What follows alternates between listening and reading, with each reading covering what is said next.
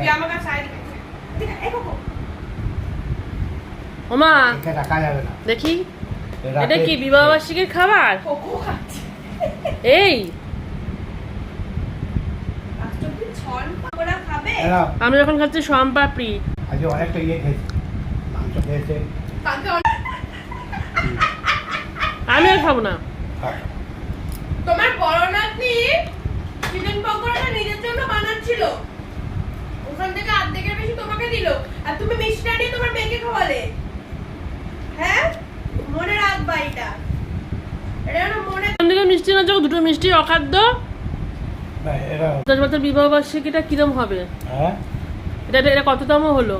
49, এটা 49 হলো। 7 বছর 50 হবে। হ্যাঁ 7 বছর 50 78 বিয়ে হয়েছে। হিসাব কথা 22 সাল এদিকে হচ্ছে। হ্যাঁ মা টিকবে হয়তো, ছেড়িয়ে বেরিয়ে শুয়ে, তোমার কোনো ভরসা নেই। একটু কেসে বলো, ঠিক বলো। একটু কেসে বলো। ওমা তাকাও তো, কি খেয়েছে মুখে লেগে রয়েছে?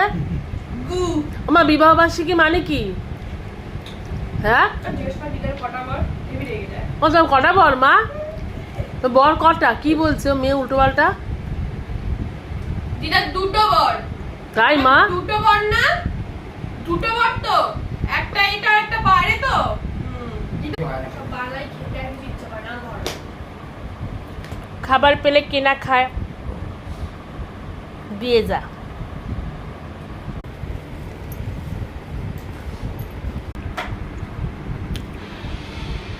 তুমি ফ্যান অফ করে গেছিলে?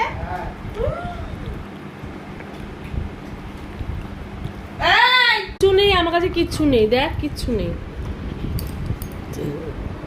ওরকম করছে, এরকম ভাবে ওরকম করো না।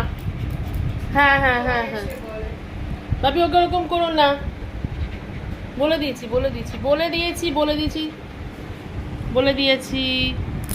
তো যাই হোক, গরম পড়ে গেছে, আর এই ঘরে এত বড় বাড়িতে ছোট্ট একটা ঘর, সেই ঘরটায় একটা গেছি, সবাই মিলে এখানে ওই কুণ্ডলি পাখি একসঙ্গে রয়েছি। আর এই টাইমটা সবাই হচ্ছে